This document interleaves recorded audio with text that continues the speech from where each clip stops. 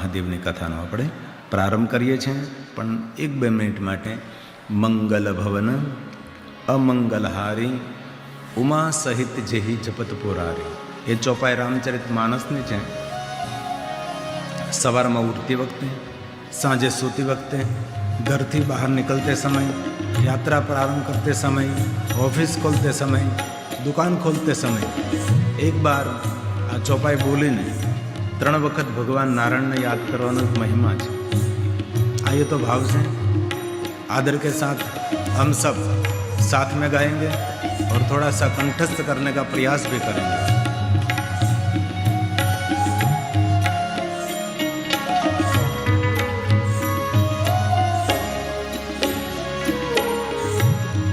मंगल भवन अमंगल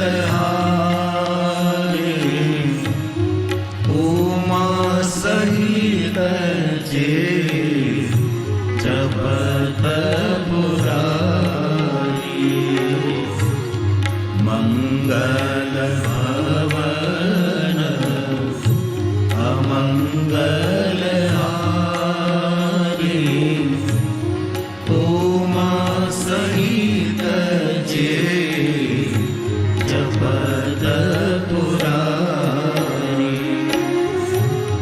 ओम नमो नारायण नारायण,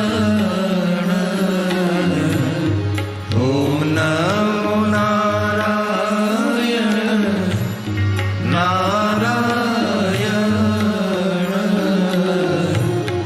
ओम नमो नारायण नारायण,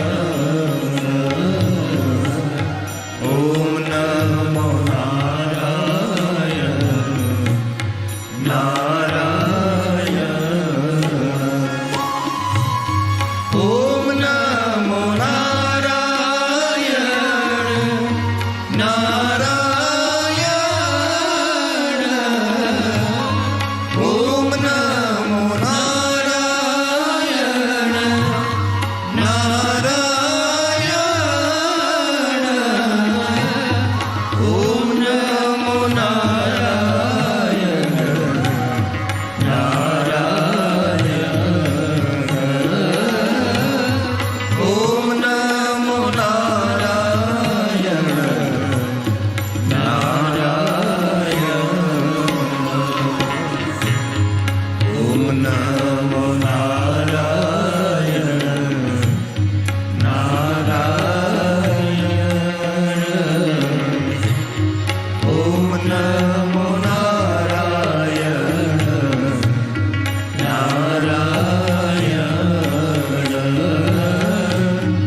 ओम नमो नारायण नारायण, ओम नमो नारायण नारायण.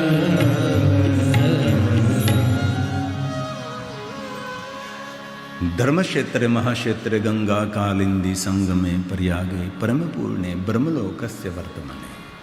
બ્રહ્મલોકના માર્ગ સ્વરૂપ પ્રયાગ તીર્થમાં સૂત પુરાણે જે ભગવાન મહાદેવની કથાનું ગાયન કરે છે, ભગવાન મહર્ષિ વેદવ્યાસ રચિત શિવ મહાપુરાણ અંતર્ગત મહાદેવના ભક્તો માટે મહાદેવની ભક્તિનું સુંદર માર્ગદર્શન પૂરું પાડ્યું છે. કથાના પ્રારંભે એક વાત યાદ રાખવી, સૌને મહાદેવની ભક્તિ કરવાની પ્રેરણા મળતી નથી. જેને અનંત જન્મોમાં અઘોર તપ કર્યું છે તેને ભગવાન મહાદેવની ભક્તિ મળે છે. અને મહાદેવથી કોઈ ઉપરી દેવ નથી. જે કાંઈ આપણી આંખો દ્વારા આપણે જોઈએ છીએ બધું જ ભગવાન મહાદેવ દ્વારા સર્જન થયેલું છે. સૃષ્ટિના સર્જક પણ ભગવાન મહાદેવ છે, સૃષ્ટિના રક્ષક પણ ભગવાન મહાદેવ છે, અને સૃષ્ટિના પોષક પણ સ્વયં ભગવાન મહાદેવ છે. અને સૃષ્ટિનો અંત કરનારા પણ ભગવાન મહાદેવ છે, અનંત પણ ભગવાન મહાદેવ છે. તેથી સૌના હૃદયમાં મહાદેવની ભક્તિ અંકુરિત નથી થતી. અને મહાદેવની ભક્તિ કરવાનો દરેકને અધિકાર છે. કોઈ પણ જાતિના, કોઈ પણ જ્ઞાતિના, કોઈ પણ વર્ણના, કોઈ પણ દેશના, કોઈ પણ વેશના, કોઈ પણ મનુષ્ય ભગવાન મહાદેવની ભક્તિ કરવાને અધિકારી છે. તો એક જન્મનું પુણ્ય નહીં, અનંત જન્મોનું પુણ્ય જેનું એકત્ર થયું હોય છે તેના હૃદયમાં ભગવાન મહાદેવની ભક્તિ અવિચળ રહે છે, નિરંતર રહે છે. એ ભક્તિથી કોઈ દી વંચિત ના રહે. અને આ વાત ભગવાન વ્યાસજીએ શિવ મહાપણ અંતર્ગત કરી છે. જે કાંઈ હું અહીંથી કહું છું એ બધું જ ભગવાન મહર્ષિ વેદવ્યાસજીનો પ્રસાદ સ્વરૂપે કહું છું. હું મધ્યસ્થી છું, એક શિક્ષકનું કામ કરું છું. જે આચાર્યો પાસેથી ભણ્યા છે, જે યાદ રહ્યું છે એ બુદ્ધિ અનુસાર આપ સૌને કહેવાનો એક પ્રયાસ કરું છું. તો કોઈ પણ જાતિના મહાદેવના ભક્ત હોય તેને સમજવું કે અનંત જન્મોના અઘોર તપના ફલ સ્વરૂપે આપના હૃદયમાં ભગવાન મહાદેવની ભક્તિ અંકુરિત થઈ છે. આવું ભગવાન મહર્ષિ વેદવ્યાસજીનું માનવું છે. એ કહે છે અનંત જન્મ યદિ તપ્તમ તપસ્સદા. અનંત જન્મો સુધી જેને ઘોર તપસ્યા કરી છે, હદ બે હદ જેને કષ્ટ સહન કર્યા, દુઃખ સહન કર્યા છે અને શરીરને તપાયું છે, એવા તપસ્વી મહાપુરુષોના હૃદયમાં ભગવાન મહાદેવની ભક્તિ અંકુરિત થાય છે. શિવ મહાપણ અંતર્ગત ભગવાન વિષ્ણુજીએ પણ દેવતાઓને કહેલું કે દેવતાઓ, કોઈના ઘરની અંદર, કોઈના પરિવારની અંદર મહાદેવનું ભક્ત બાળક જન્મે તો સમજી લેવું એ મુક્ત આત્મા છે. એ કોઈ સામાન્ય આત્મા નથી. પૂર્વજન્મની અંદર અનેક પ્રકારના પુણ્ય અને સત્કર્મો કરેલું એ પવિત્ર આત્મા છે. ભગવાન વિષ્ણુજીએ દેવતાઓને શિવ ભક્તિનું માર્ગદર્શન પૂરું પાડ્યું હતું. વિશ્વના દરેક દેવી દેવતાઓ મહાદેવના ઉપાસક છે. વિશ્વના દરેક ઋષિ મુનિઓ ભગવાન શિવની ભક્તિ કરે છે. યમરાજા પણ મહાદેવના પરમ ભક્ત છે. યમદૂતો પણ ભગવાન મહાદેવના પરમ ભક્ત છે. દેવતાઓ તો મહાદેવનું આરાધન કરે છે, દેવદૂતો પણ મહાદેવનું આરાધન કરે છે અને ભૂતો પણ મહાદેવનું જ આરાધન કરે છે. જેના હૃદયમાં મહાદેવ પ્રત્યે કોઈ પ્રીતિ નથી તેનું જીવન વ્યર્થ છે, તેનું જીવન રસહીન છે, અર્થવિહીન છે. તેથી આપ કોઈ પણ સંપ્રદાયમાં કોઈ પણ દેવી દેવતાઓની પૂજા કરતા હો, માનતા હો, આપણા હૃદયમાં મહાદેવનું સ્થાન હોવું જરૂરી છે. શિવ વગર મનુષ્ય શબ જેવો છે, હાલતા ચાલતા મૃતદેહ જેવો છે. તેથી કોઈ પણને હૃદયમાં અંતરમાં મહાદેવની ભક્તિ અનંત પ્રાપ્ત થાય છે. એને સમજી લેવું જોઈએ કે અઘોર જન્મમાં, અનંત જન્મમાં અઘોર તપ કર્યું છે અને તપના ફલ સ્વરૂપે અમને મહાદેવની ભક્તિ મળે છે. અને જેને જેને મહાદેવની ભક્તિ મળે છે તેનો અંતિમ જન્મ છે, તે સ્વતંત્ર આત્મા છે, એ મુક્તિ પામેલો આત્મા છે. સજીવન મુક્ત ઉચ્ચતે. એ મનુષ્ય જીવિત હોય તો પણ એ મનુષ્યને મુક્ત સમજવું. મુક્તિનો અર્થ બંધન નથી, મુક્તિનો અર્થ સ્વતંત્રતા છે. એ જન્મ પણ લઈ શકે છે, અજન્મ પણ રહી શકે છે. એ દેવલોકમાં વિચરણ કરી શકે છે, દેવીલોકમાં વિચરણ કરી શકે છે, ગૌલોકમાં વિચરણ કરી શકે છે, બ્રહ્મલોકની ઇન્દ્રલોકની અંદર, સ્વર્ગલોકની અંદર દરેક લોકમાં વિચરણ કરતો આત્મા તેને કહેવાય મુક્ત આત્મા. મુક્ત આત્મા એટલે નિષ્ક્રિય થવું એવું નથી. મુક્ત આત્મા એટલે જન્મ પણ લઈ શકે છે, અજન્મ પણ રહી શકે છે.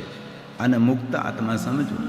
તેથી જે કોઈ જાતિના, જે કોઈ જ્ઞાતિના ભગવાન મહાદેવની ભક્તિ કરે છે તે મુક્ત આત્મા છે, તે પવિત્ર આત્મા છે. કારણ કે તેને અનંત જન્મોમાં અઘોર તપસ્યા કરી છે, તેનું ફળ તેને મહાદેવની ભક્તિ મળે છે. એવું ભગવાન મહર્ષિ વેદવ્યાસજી કહે છે. અનંત જન્મ ભીર્ઘોરમ યદિ તપ્તં તપસ્સદા ત્વયૈર્ભક્તિર મહાદેવ ભવિતાયન પાયિની ભવિતાયન પાયિની. તેથી મહાદેવની ભક્તિ કરીએ. ભલે મહાદેવની ભક્તિ ન થાય વાંધો નથી, પણ કમસે કમ ભાવથી ભગવાન મહાદેવની કથાનું શ્રવણ કરીએ. કથાની અંદર જે મૌન રહે છે તેને અનંત કોટી યજ્ઞોનું ફલ પ્રાપ્ત થાય છે. કથામાં બોલાય નહીં, કથામાં મૌન રહેવાનું હોય છે. આ કથા સાંભળવા માટે છે, કથા શ્રવણ કરવા માટે છે. તેથી આદરથી, ભાવથી, ભક્તિથી ભગવાન મહાદેવની કથાનું શ્રવણ કરો. અને કથાનું શ્રવણ કરતાં કરતાં કથામાંથી જે સારી વાત લાગે એ હૃદયના ઊંડાણપૂર્વક તિજોરીમાં સંઘરી લેવી, અવસર આવતા તેનું અનુસરણ કરવું, એ વાતને સાચવી રાખવી. કથા એક આધ્યાત્મિક મોટિવેશન છે. કથા એક જીવનનું શ્રેષ્ઠ માર્ગદર્શન છે. કથા સાંભળવાથી પુણ્ય મળે ન પુણ્ય મળે તે વાતમાં ન પડતા કથા સાંભળવાથી જીવન જીવવાની એક નવી શૈલી મળે છે. કથા સાંભળતા જીવન જીવવાનો નવો એક રસ્તો પ્રાપ્ત થાય છે. એ છે ભગવાનની કથા. તો આઈએ શિવ મહાપણ કથા કા હમ પ્રારંભ કરેं. શિવ મહાપણ ગ્રંથના પ્રારંભમાં નારદજીની કથા કહે છે. બહુ મોટી કથા છે, પણ એટલી બધી મોટી કથા આપણે નહીં કહીએ. થોડા શબ્દોમાં એ નારદજીનો મહિમા ગાવાનો પ્રયાસ કરશું. એક શ્લોકમાં નારદજીની ઓળખાણ કરાવે છે. આપણે નારદજી કહીએ છીએ કે નારદજી છે કોણ? તો એક શ્લોકમાં નારદજીનો પરિચય કરાવ્યો છે કે નારદજી મુનિઓમાં શ્રેષ્ઠ છે, દેવતાઓમાં શ્રેષ્ઠ છે, બ્રહ્માજીના પુત્ર છે, આનંદીજીનો સ્વભાવ છે અને નારદજી બ્રાહ્મણ છે. આવું એક શ્લોકમાં નારદજીનો સુંદર પરિચય કરાવતા નારદજીનું સુંદર ચરિત્ર શિવ મહાપણ ગ્રંથમાં વર્ણન કર્યું છે. આ કથા રામચરિત માનસમાં પણ કથા છે, ઘણા પુરાણોની અંદર પણ હોઈ શકે છે. શિવ મહાપણ ગ્રંથની અંદર પ્રથમ છે. એક સમયે વિપ્રા એકસ્મિન સમયે વિપ્રા. એક સમય નારદના મનમાં વિચાર પ્રગટ થયો. નારદ કોણ? તો કે બ્રાહ્મણ. કેટલો? તો કહ્યું નારદો મુનિ સતમા. મુનિઓમાં શ્રેષ્ઠ નારદજી છે. મહાત્માઓની સભા હોય, નારદજી પહોંચે. દરેક મહાત્માઓ નારદજીને જોઈને ઊભા થઈ. અંશ નારદજી કોના પુત્ર છે? તો કહ્યું બ્રહ્મપુત્ર વિનીતાત્મા. જેમનો આનંદી સ્વભાવ છે, જેમનો મધુર સ્વભાવ છે. આપણા સમાજમાં આપણી ઓળખાણ ધન સંપત્તિથી પદ પદવીથી જરૂર થતી હોય, પણ ખરેખર આપણા સ્વભાવથી આપણે ઓળખાણ થવી જોઈએ. અને કોઈ વિશે આપણે પૂછ્યું તો એવું નથી પૂછતા તેને કેટલી જમીન છે, કેટલા બેંકમાં પૈસા પડ્યા છે. આપણે એ જ પૂછીએ કે એની સાથે વ્યવહાર કરવો છે, એનો સ્વભાવ કેવો છે. સ્વભાવ મધુર હોય તો બધું જ અધર્મ મધુર. સ્વભાવ જ આપણો સારો નહીં હોય તો પછી આપણો માટે બધું જ વ્યર્થ છે. અને જેનો સ્વભાવ સારો હોય એ જ જીવનમાં સફળ થઈ શકે છે. તેથી સ્વભાવ સારો રાખવો. તેથી નારદ માટે કહ્યું, નારદનો સ્વભાવ, નારદજીનો સ્વભાવ આનંદી છે. પોતે પણ સ્વયં આનંદમાં રહે છે અને સૌને આનંદમાં રાખે છે. કોઈ દિવસ હોગ્યું મોઢું કરીને આટા નથી મારતા આપણા જ્યાં. અને આપણું તો સવારમાં ઉઠીએ તો મોઢું ચડેલું હોય, ખબર નહીં ક્યારે ઉતરે. હસતો ચહેરો, પ્રસન્ન મુખમુદ્રા આપણી આગવી ઓળખાણ છે. સવારમાં આપણું કોઈ મોઢું જ હોય તો તેને દિવસ મંગલમય જવો જોઈએ, તેનો દિવસ શુભ જવો જોઈએ. સવારમાં ક્રોધ કરવો, સવારમાં મોઢા ચડાવવા, એ તો દુર્ગુણના લોકોનું કામ છે. તેથી નારદજીનો સ્વભાવ કેવો છે? તો કે બહુ જ આનંદી સ્વભાવ છે નારદજી છે. નારદના મનમાં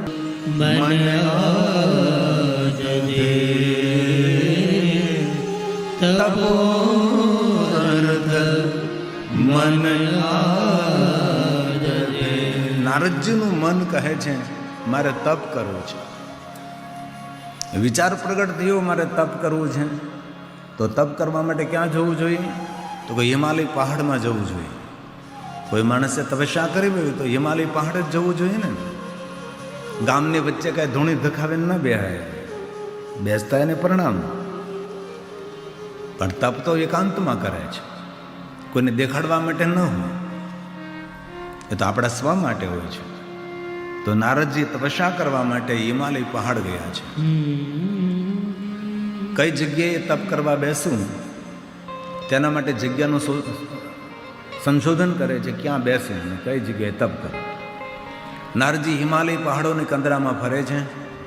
સુંદર સુંદર જલના ઝરણાઓ છે, મોટા મોટા પહાડો છે, પહાડોના શિખરો છે, ઘનઘોર જંગલ છે, સુંદર પક્ષીઓના કલરવનો અવાજ આવે છે, સુંદર સરિતાનો જલનો કલબલાટ આવે છે. અને ઊંચા ઊંચા વૃક્ષો બધા જ આકાશમાં જતા વાદળાઓને રોકવાનો પ્રયાસ કરે છે. આવું દિવ્ય દર્શન નારદજીને થયું છે.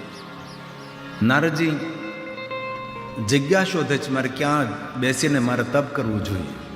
એમાં નારદજી જતા હતા હિમાલય પહાડમાં, ને એક સુંદર ગુફા જોઈ તો એમ લાગ્યું કે આ ગુફા તો મનમોહક છે. આટલી સુંદર ગુફા છે, તપસ્યા કરવા માટે આ સ્થાન મારા માટે યોગ્ય રહેશે. નારદજી ગુફામાં પ્રવેશ કરે છે. એ ગુફામાં પ્રવેશ કરતાં જ મન એકાગ્ર થવા લાગે છે, મન શાંત થવા લાગે છે, મનના બધા જ તરંગો શાંત થવા લાગે છે. અને નારદજી ત્યાં તપ કરવા બેસે છે. જે ગુફામાં, જે ભૂમિ ઉપર નારદજી બેસવાના છે એ ભૂમિનું એક શ્લોકમાં વર્ણન કર્યું છે કે નારદજી કઈ જગ્યાએ બેસી અને તપ કરવાના છે. આ ભગવાનનું એક શબ્દ ચિત્ર છે. મહર્ષિ વેદવ્યાસજીનું એક શબ્દ ચિત્ર છે કે નારદજી કઈ જગ્યાએ બેઠા છે. તો હિમાલય પહાડ, હિમશૈલ ગુહા, ગુહા એટલે ગુફા, અતિ સુંદર શોભાયુક્ત ગુહા છે. એક શ્લોકમાં સ્થાનનું વર્ણન કર્યું છે. હિમશૈલ ગૃહા કાચી પરમ શોભન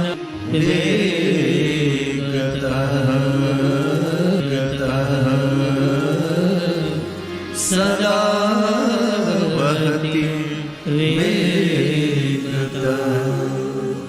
આ જ વાત રામચરિતમાનસમાં તુલસીજીએ કહી છે. હિમગૃહ ગુહા એક અતિ પાવન. અર્થ એકનો એક છે, શબ્દો અલગ છે, ભાવ એક જ છે, પણ શબ્દ અલગ છે. આ પ્રસાદ રામચરિતમાનસ તુલસીજીનો છે. હિમગિરી ગૃહા એક અતિ પાવની. શિવપુરાણમાં શું કહ્યું? શિવપુરાણમાં કહ્યું કે હિમશૈલ ગુહા કાચી દેકા પરમ શોભના. એ જ વાત રામચરિતમાં કહી, હિમગૃહ ગૃહા એક અતિ પાવની. ભાવ તો એક જ થાય છે, શબ્દ અલગ છે. આ તુલસીજી બોલે છે. હિમગિરી ગૃહા એક અતિ પાવની. યાત સમીપે બહત સમીપ સુરસરી સુહાવની. સુરત સમીપ સુર સરી સુહાવની. નારદજી જે ગુફામાં તપ કરવા બેઠા છે એ ગુફાની સામે જ સુરસરી, દેવતાઓની નદી, માતા ગંગાનો જલપ્રવાહ વહી રહ્યો છે. ત્યાં ગંગાના કિનારે સુંદર એક આશ્રમ જીક્યો છે. તુલસીજી કહ્યું આશ્રમ, જ્યાં શરમનો વિરામ થાય, જ્યાં શાંતિની અનુભૂતિ થાય, આશ્રમ કહ્યો છે. આ તુલસીજીના શબ્દો છે. આશ્રમ પરમ પુનિત સુહા. પુનિત સુહાવા પુણ્ય આપનારો છે. જ્યાં જવાથી પુણ્યનો ઉદય થાય, જ્યાં જવાથી આપણું મન શિવમાં સ્થિર થવા લાગે છે, જ્યાં જવાથી મનના તરંગો શાંત થાય, એવું સુંદર પવિત્ર સ્થાન છે. તુલસી બોલે છે. આશ્રમ પરમ પુનિત સુહાવા. નારદજીને જોઈ લીધું સુંદર સ્થાન છે, તપસ્યા કરવા માટે યોગ્ય સ્થાન છે. દેખી દેવ ઋષિ, દેવઋષિ નારદ, દેવતાઓમાંથી ઋષિ બને તેને દેવર્ષિ કહેવાય છે. રાજામાંથી ઋષિ બને તેને રાજર્ષિ કહેવાય છે.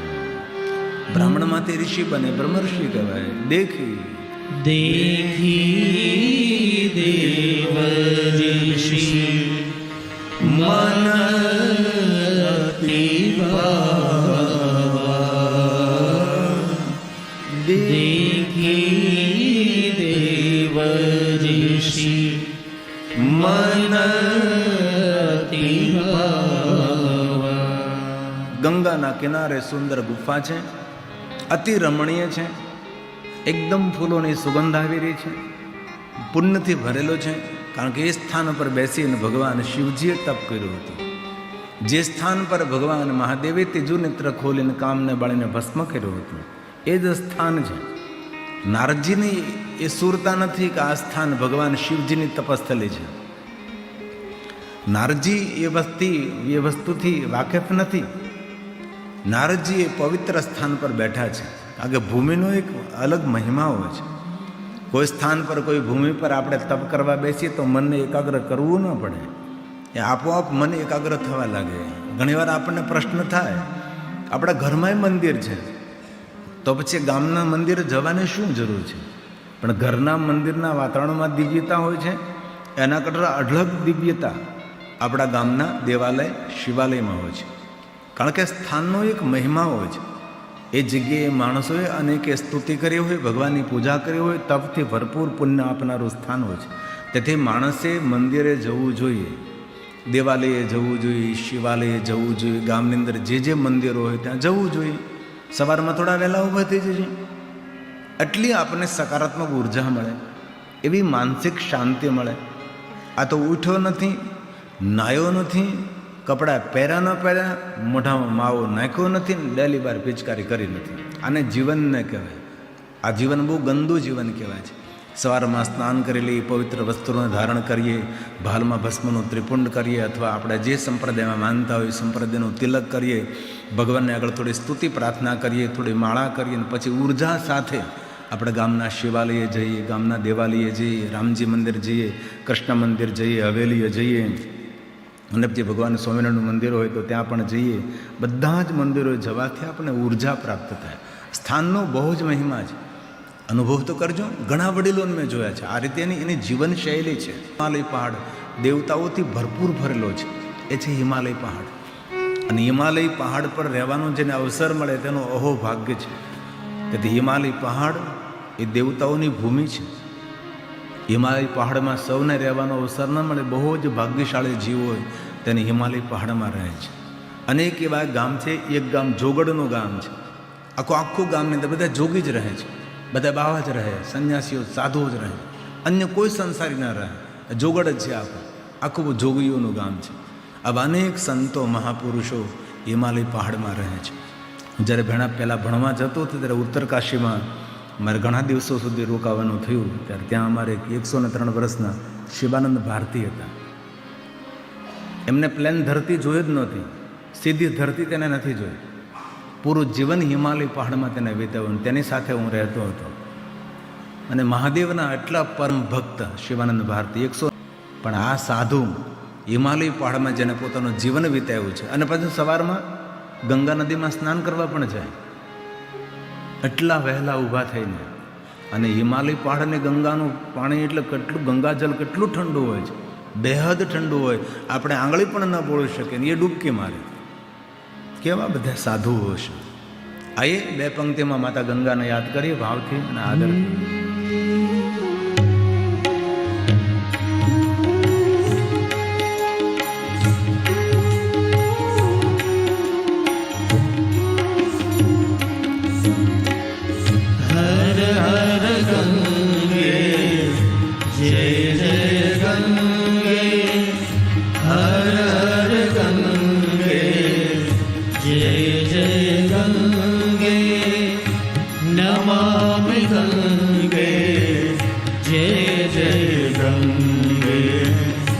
नमामि गंगे जय जय गंगे हर हर गंगे जय जय गंगे हर हर गंगे जय जय गंगे। मन ही मन मां गंगा को याद करो।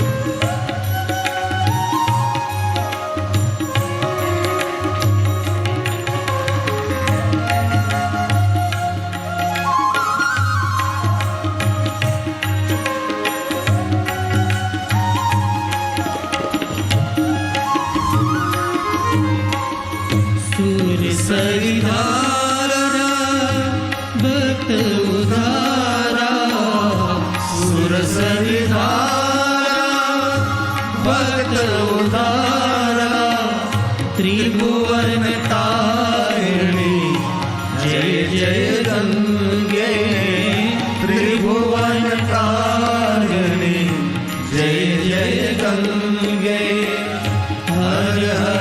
गंगे जय जय गंगे हर हर गंगे जय जय गंगे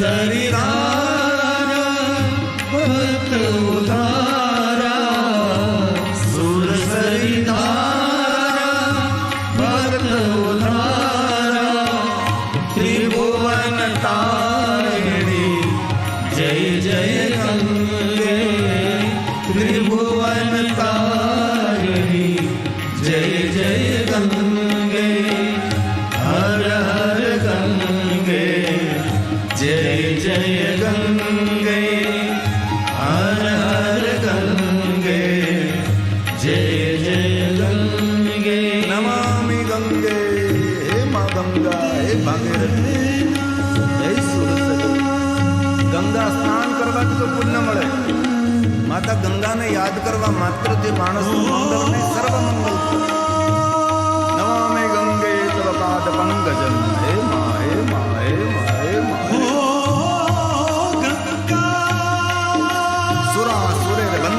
दिव्य रूप हे मां श्री गंगा मैया हे मां भागीरथी नमामि गंगे तव पाद जगत हारिणी हे मां मंदाकिनी शिव जटा विहारिणी भवतारिणी शिव प्रिया भव प्रिया हे मां गंगा जगत दात्री हे मां गंगा भागीरथी हे मां गंगा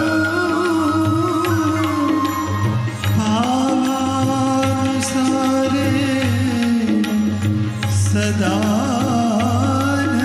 ક્યારેક અવસર મળે મહાદેવને ગંગાજલથી અભિષેક કરજો જો શિવ ગંગા જલ ચડાવા सदा हर हर गंगे हर हर गंगे हर हर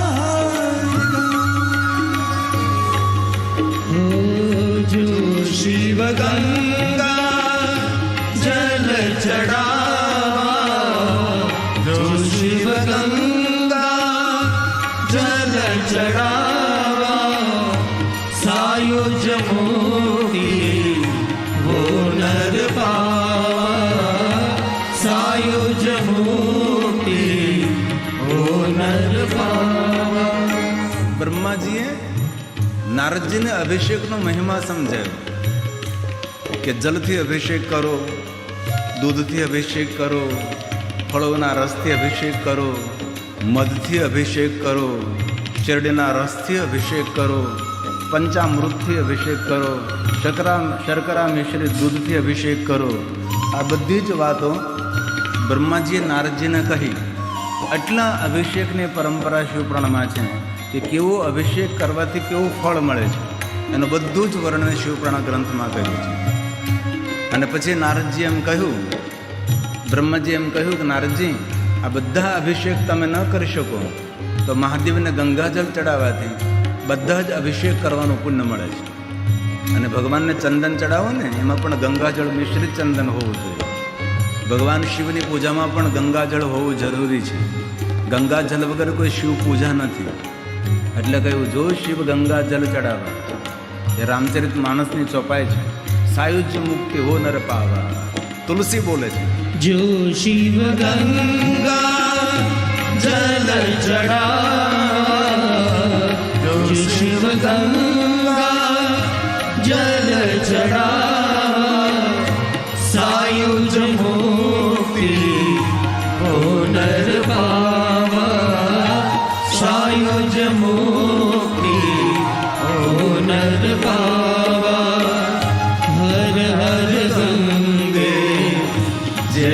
जय गंगे हर हर गंगे जय जय गंगे नमामि गंगे जय जय गंगे नमामि गंगे जय जय गंगे हर हर गंगे जय जय गंगे हर हर गंगे जय जय गंगे। માં ગંગામાં સ્નાન કરવાથી તો મનુષ્યને પવિત્રતા મળે છે. માતા ગંગાનું સ્મરણ કરવા માત્રથી મંગલ નહીં સર્વ મંગલ થાય છે. મહાદેવે સ્વયં ગંગાજીને કહ્યું કે હે ગંગા, જે કોઈ મનુષ્ય મને આપના નામથી સંબોધિત કરશે એના પરિવારમાં પારાવાર પ્રેમ સર્જન થશે. પરિવાર તેને જ કહેવાય ને કે જે પરિવારમાં પારાવાર પ્રેમ હોય એને જ પરિવાર કહેવાય. જે કોઈ મારા સન્મુખ આવીને હે ગંગેશ્વર, હે ગંગનાથ, હે ગંગધારી, હે શીશ ગંગધારી, ગંગા તારું નામ જોડીને મને કોઈ સંબોધન કરશે તેના પરિવારમાં પારાવાર પ્રેમ થશે, એકબીજા પ્રત્યે એકબીજાનો આદર થશે. તેથી ક્યારેક મહાદેવના દર્શન કરવા જતા હોય ત્યારે મહાદેવને સન્મુખ ગંગાજીને યાદ કરો. અને શિવની પૂજા કરીએ પહેલાં પણ ગંગાજીને યાદ કરવા પડે છે. આપણા સૌનું જીવન છે મા ગંગા. માતા ગંગા આપણા સૌનો પ્રાણ છે, આપણી સનાતન સંસ્કૃતિની ધારા છે. ગંગાજી આપણા માટે પ્રણમ્ય છે. કોઈ પણ સંપ્રદાયમાં, કોઈ પણ વિચારધારામાં જેને ગંગા પ્રત્યે કોઈ ભાવ નથી તેને ભારતમાં રહેવાનો અધિકાર પણ નથી. જેના હૃદયમાં માતા ગંગા પ્રત્યે કોઈ આદર નથી. આપણા જીવનનો છેલ્લો શ્વાસ પણ ગંગા માતા સાથે જ જતો હોય છે. મુખમાં ગંગાજળ જ હોય છે. તેથી યાદ રાખવું કે જ્યારે ભગવાન મહાદેવને ચંદન ચડાવીએ તો તેની અંદર ગંગાજળ મિશ્રિત ચંદન. ભગવાન શિવજીને જલાભિષેક કરીએ ગંગાજળ મિશ્રિત જલ અર્પણ કરે. શિવની પૂજામાં ગંગાજળ આવશ્યક છે. તેથી માતા ગંગાને યાદ કરવા માત્રથી મંગલ નહીં સર્વ મંગલ થાય. તુલસીનું વચન છે રામચરિત માનસ. ભૂપ ભગીરથ સુરસરિયાની, ભૂપ ભગીરથ સુરસરિયાની, સુમિરત સકલ સુમંગલ ગાની, સુમિરત સકલ સુમંગલ ગાની. હર હર ગંગે જય જય ગંગે હર હર ગંગે જય જય ગંગે નમામિ ગંગે જય જય ગંગે નમામિ ગંગે જય જય ગંગે. હર હર માં ગંગે, જય જય માં ગંગે. માતા ગંગાનું સ્મરણ કરવા માત્રથી માણસને પુણ્યની પ્રાપ્તિ થાય. શિવદાયિની માં ગંગે, જગતદાયિની માં ગંગે, કરુણામયી માં ગંગે, બહુપ્રિય માં ગંગે, અનંત જન્મ તારણી માં ગંગે, કાલહરણી માં ગંગે, હે ભાગીરથી, હે માં ગંગે. સુરસરિધારા ભક્ત ઉધારા, સુરસરિધારા ભક્ત ઉધારા, ત્રિભુવન તારિણી જય જય ગંગે, ત્રિભુવન તારિણી જય જય ગંગે. હર હર ગંગે જય જય ગંગે હર હર ગંગે જય જય ગંગે નમામિ ગંગે જય જય ગંગે નમામિ ગંગે જય જય ગંગે હર હર ગંગે જય જય ગંગે.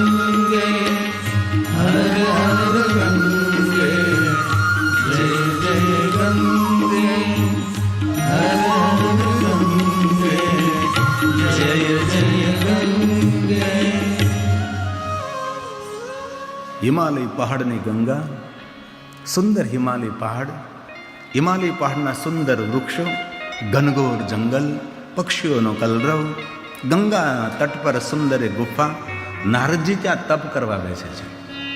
નારદજી તપ કરવા બેઠા એટલે તરત ધ્યાન લાગી ગયું, કારણ કે ભૂમિનો પ્રભાવ હતો. એ સ્થાન પર બેસીને ભગવાન મહાદેવજીએ તપ કર્યું હતું. વિચારોના ચક્રો બધા શાંત થયા. ચક્રે મુનિ સમાધિ. નારદજી સમાધિ લગાવી છે. સમાધિનો અર્થ થાય છે બુદ્ધિનો સંપૂર્ણ વિશ્રામ. બુદ્ધિ સાથે કોઈ કાર્યક્રમ નહીં, એને સમાધિ કહેવાય છે.